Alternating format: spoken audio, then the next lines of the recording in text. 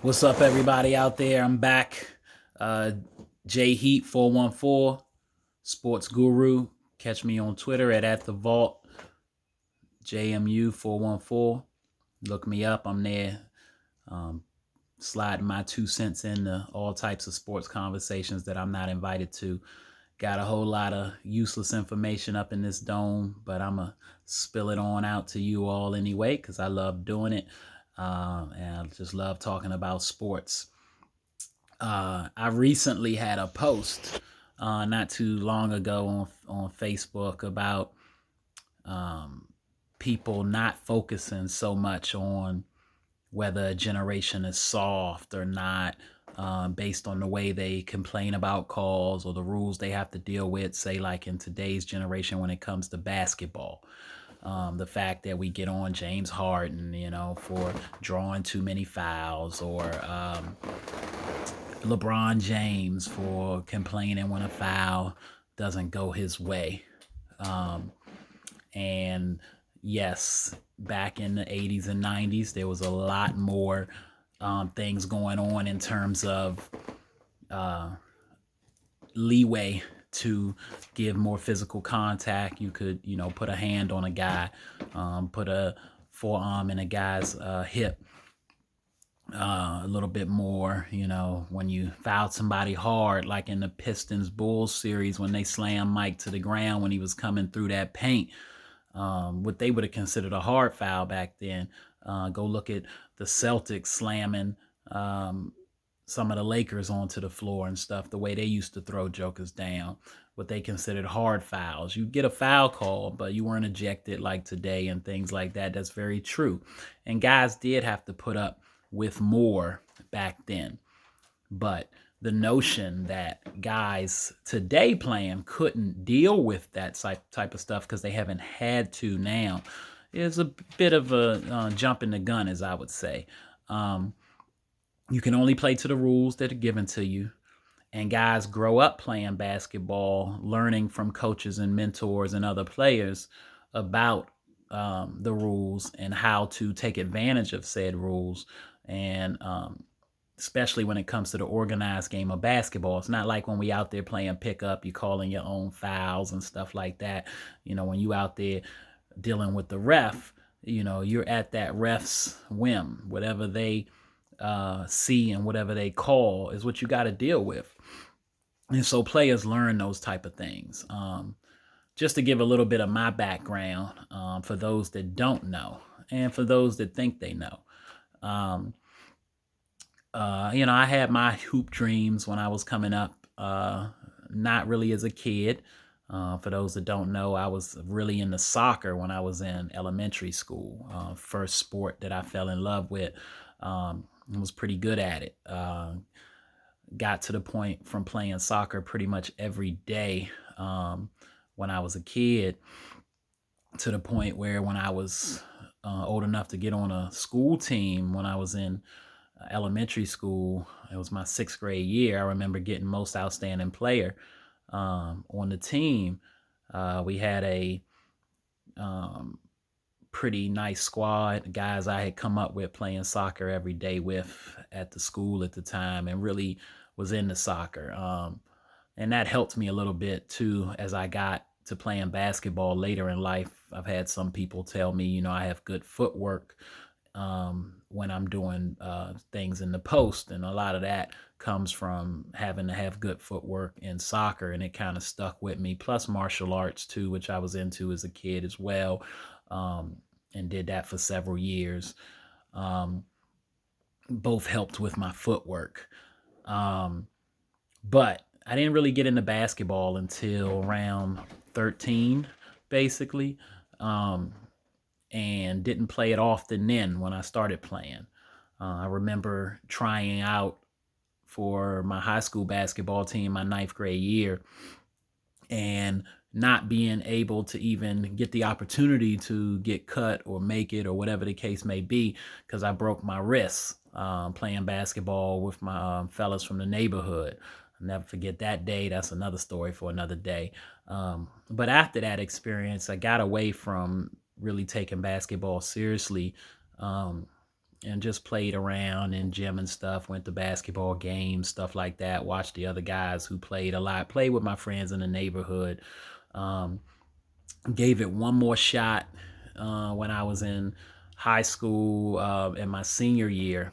And I believe, if memory serves, I was like one of the last people that got cut trying to make the team as a senior, being somebody who was never on the team in the first place, and other guys who had been on the team and not only could play, but also had better connections with the coaching staff and stuff at the time. So my timing wasn't there, didn't make that squad.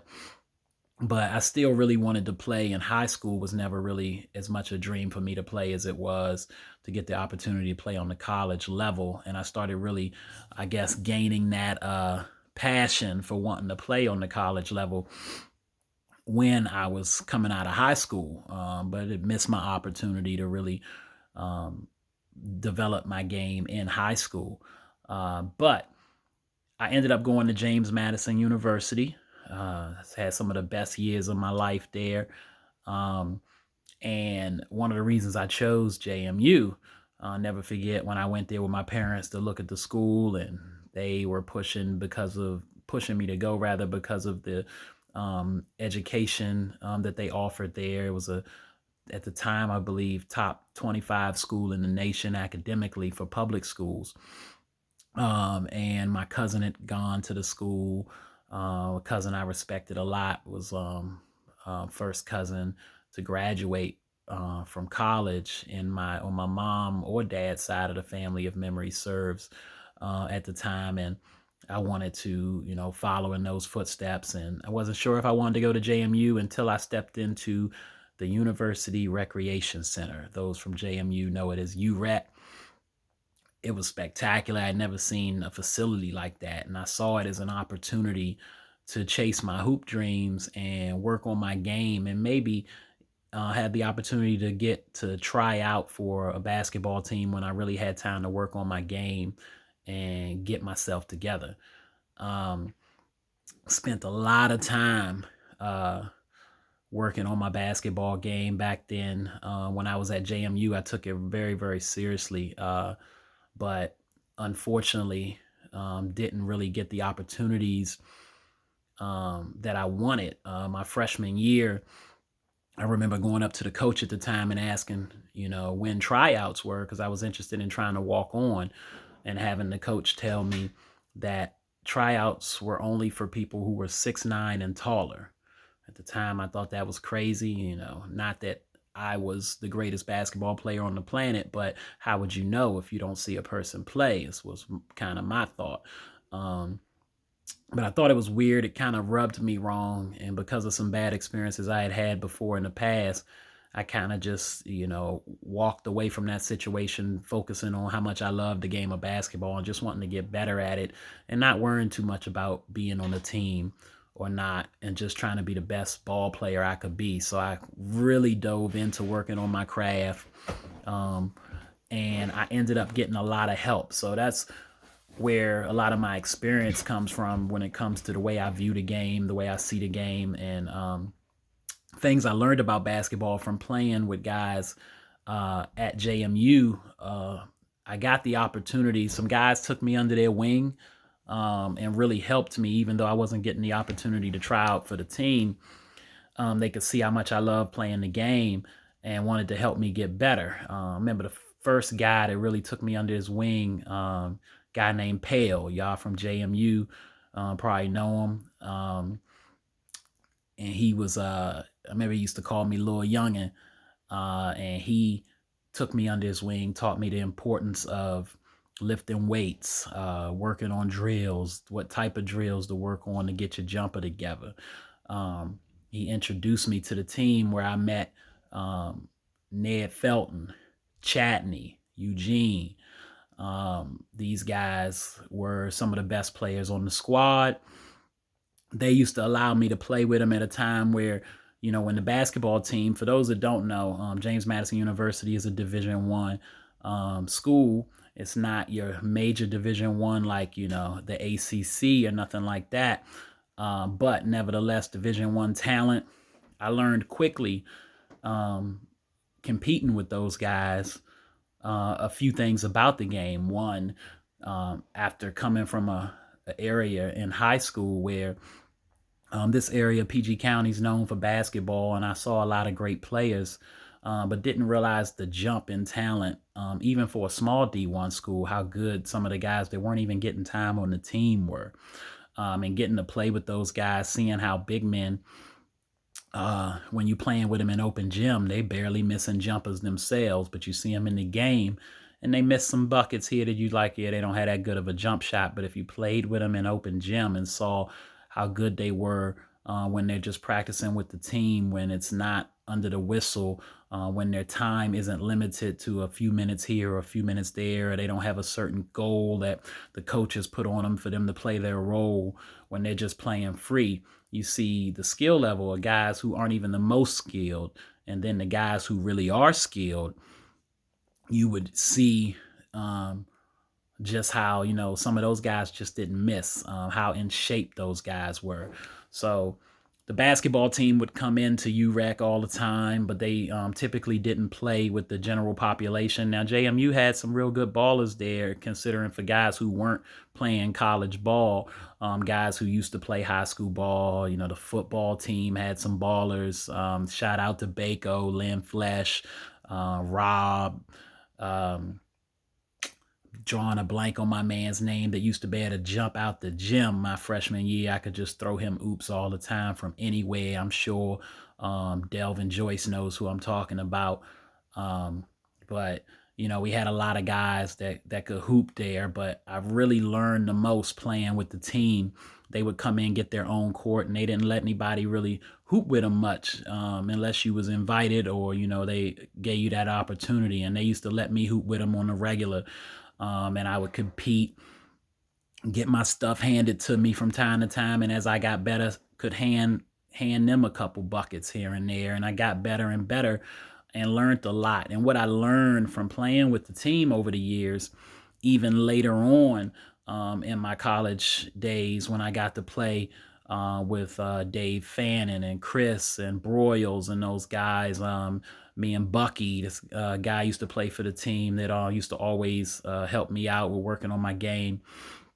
When I talk about whether they soft or not, you see people in the game, and again, how you're being pushed by coaches is one thing, but your mentality is something different. And I will say, with the generation that was coming into JMU when I used to hoop with the Division I athletes in my freshman and sophomore years, and even on my way out, these guys didn't call no fouls when they was playing with each other. When we'd play, whether it was in the convocation center where the team plays games, or in our university recreation center, when it's just 10 to 15 of us, these guys, I remember playing with them and calling foul one time, because that's just what you do in pickup. Somebody fouls you, you call, check up.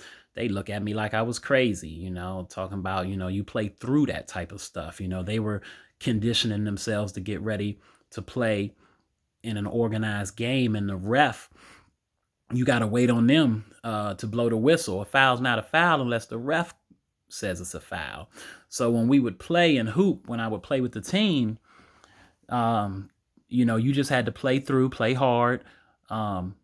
You make hard plays on defense and try to stop somebody, but you're not trying to hurt nobody. And when you're playing on a certain level with a certain type of guys, nobody's trying to hurt anybody out there. Everybody's just playing straight up ball. And if you get fouled in the process, you just keep going to the bucket, or you keep following through with your shot, and you get back on D and you hoop. And that's pretty much what you do. Those guys taught me the fundamentals. I know some of my boys from back home they used to say I always had blinders on when I was playing, because I love to shoot. And I did at JMU too, but I remember playing with the team, and they used to tell me Pale and Ned and Jay as well. He didn't play for the school, but if y'all don't know Jay Taylor, he's a EMU All-Star. Shout out to Jay as well. They used to tell me, man, you get the ball, you either if you can't get to your move in 2 to 3 dribbles, pass the ball and keep it moving. And I learned the importance of how that kept the game flowing, especially in high intense games when I was playing with the school against the school players. And even when I got an opportunity to play against an NBA player once that came to hoop with us during the time when we would be hooping in the convocation center. Um, so I've had my moments, had my opportunities to play at a high level when it comes to playing against guys who play at a high level, and they taught me a lot. I learned a lot playing with those guys since I've left school. Had the opportunity to run my own league that is a pretty good men's basketball league in the Maryland, DC, PG area. Um, if you ever around and we get back to it after this quarantine stuff, look it up. Audrey Moore Rex Center Men's Basketball League. We've had guys in that league that have played overseas, were playing overseas at the time. Well, they were off from being overseas, but they were overseas players and playing in my league.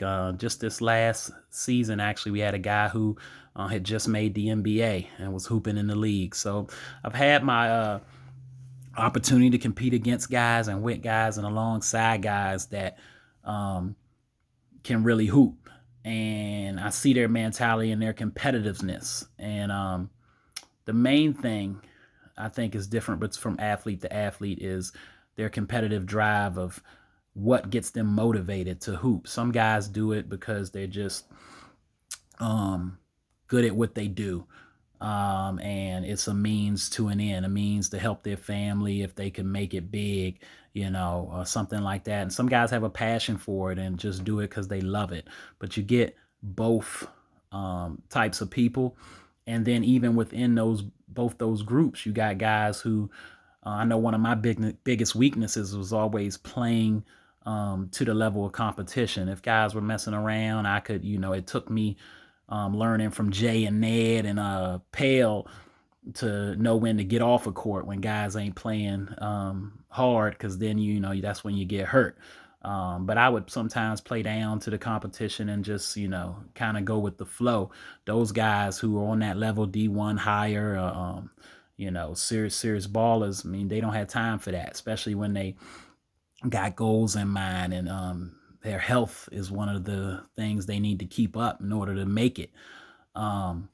So, I know Ned taught me a valuable lesson one time. He told me, you got to go at everybody, no matter who they are. He said,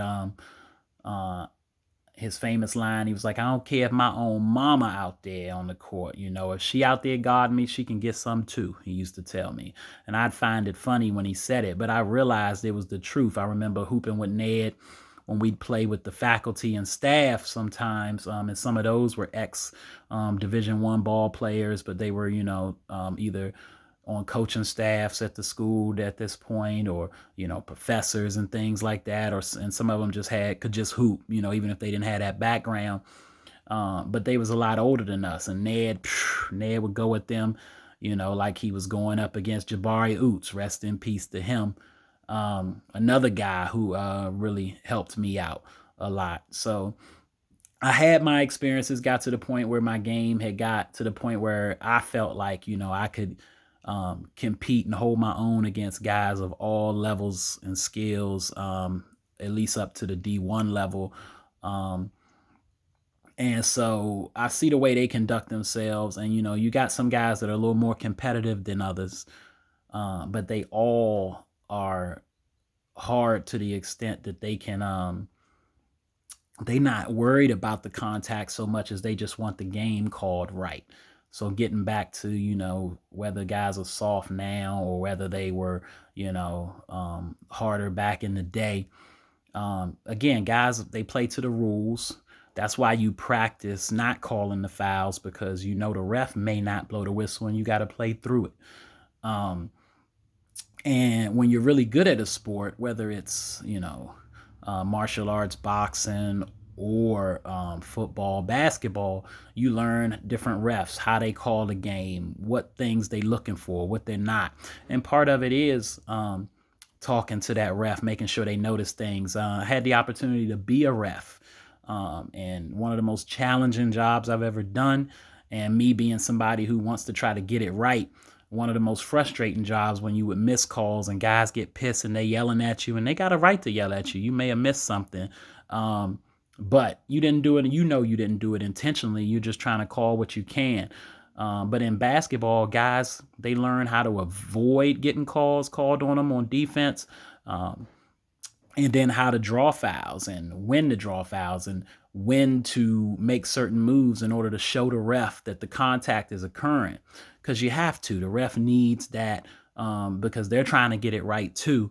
And they're missing a lot of action that's going on out there when you're hooping.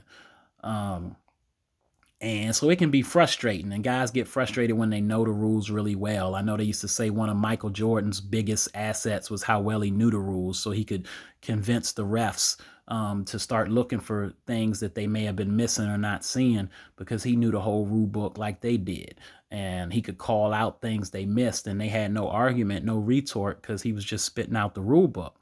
Well, other guys, learn the rules and know those sort of things too, and so sometimes they get frustrated when they're not getting certain calls. When you see James Harden reach under a guy to draw that foul when they're reaching, it's a good moment where the ref can see because both arms are fully extended. So it aids the ref in making the call. And James knows this. So he uses that opportunity to draw that because he knows he's a good free throw shooter. And so he's able to do that. A guy like LeBron James, yeah, he cries about calls from time to time. Go look back at Jordan crying about some calls from time to time. But LeBron thing he has that Jordan didn't is he's 6'9", 265, 275, depending on who you ask. And what I learned from playing with big men like Yeti Beast at JMU, shout out to him too, or Bucky, shout out to him wherever he is.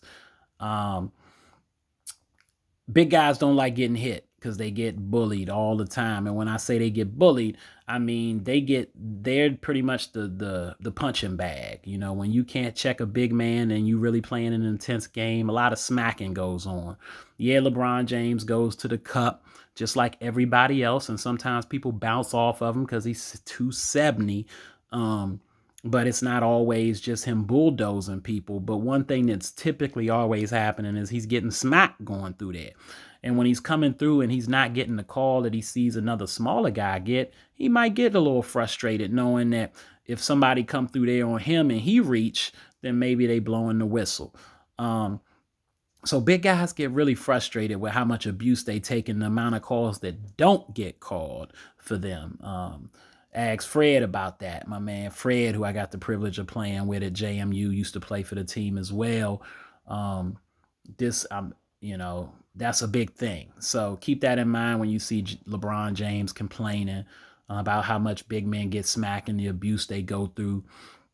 Shaquille O'Neal used to talk about it a lot. He had to take a lot of abuse from bigs and smalls, the small guards coming around trying to swipe at the ball, just swiping at hand and everything, getting smacked the whole game is not always, the best feeling. So I think guys are playing to the rules of today and the way that the game is being called. They do make the game easier from a contact standpoint, and it looks like, okay, well, the score is higher, and maybe people want to see higher scoring games, but the real underlying factor is keeping guys healthy.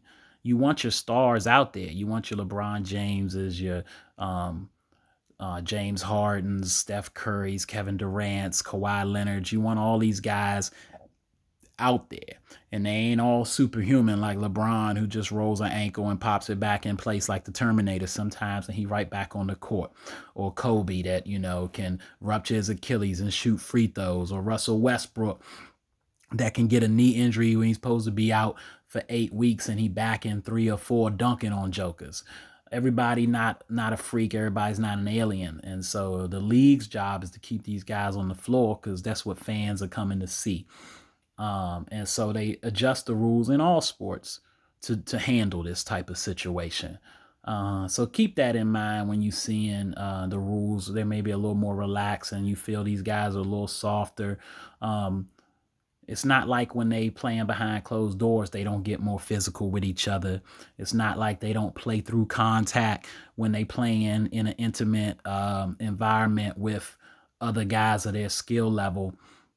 Nothing reckless. And yes, nobody's throwing people to the floor like the Pistons was doing with the Bulls. But keep in mind, other people were throwing people to the floor. It wasn't just the Pistons and the Bulls. And that was a time and when they were allowing that type of stuff to happen. But guys of the day, I mean, could you imagine LeBron James being able, people say, could he take the contact of being hit? Let's flip it. Could you imagine LeBron James being able to put a hand on somebody, being able to slam somebody, throw a forearm on somebody coming through, how much of a beast he might be on defense? So it goes both ways. And guys who are great, it's about their competitiveness and their willingness to do whatever it takes to make it to that next level and to be the best and to separate themselves from the pack. And so no matter what era you're going to put these guys in, if they're some of the best of their generation, they'd blend in any generation. And the athletes are only getting better out here. So, you know, every generation from the past thinks the next generation's softer because the rules are becoming easier, and they are. But it's not apples to apples. It's not an automatic that guys, you know, couldn't make those adjustments. It's just what they have to deal with. And again, the ref is the big thing. When you out there, you know, when you playing in that organized game, it's essentially 5-on-8 both ways, you know, especially on the league level or Division I level, you know, with those three zebras out there, what they calling matters, and they're dictating the game and the flow. So keep that in mind. While my hoop dreams never quite materialized like I would like them to, I had some awesome times playing at JMU. I learned some great things playing with some really good ball players that, you know, not only made it on the D1 level and some of them were starters. You can look up some of them names I gave shout outs to. Some of them made it overseas. And, you know, the guys, they, you know, definitely all guys that could hoop. And I got the opportunity to play and hold my own with guys that could play that well. And like I said, learned a lot about the game of basketball that helped me in certain settings. Still never got rid of that weakness of playing to the, you know, the competition, or more so than the competition, I would say just the style of play. You know, I took the whole game a lot differently playing with those D1 guys and in some of those intramural wars at JMU, and even playing in my league from time to time that I'm in now than I do just playing, you know, pick up at home or something like that, just playing with family or friends. But all good times, and also just some good knowledge I wanted to share. Hopefully y'all enjoyed it. Look forward to dropping another video soon. But just know, when guys are out there playing, they playing to the refs. They're hiding fouls, they're showing fouls, and they're playing to the rules that they've grown up on and been taught how to play by coaches and mentors based on the rules that are available. And you can only play the game with the rules you've been given. So anyway, see y'all next time. Have a good day. It's May 1st, my birthday, by the way. Just turned the big 40. Don't seem so big. Seem like just another day. But a good day. A great day to still be here. And I will holler at y'all with another video soon. Probably sooner than it took for this one to drop. Talk to you later.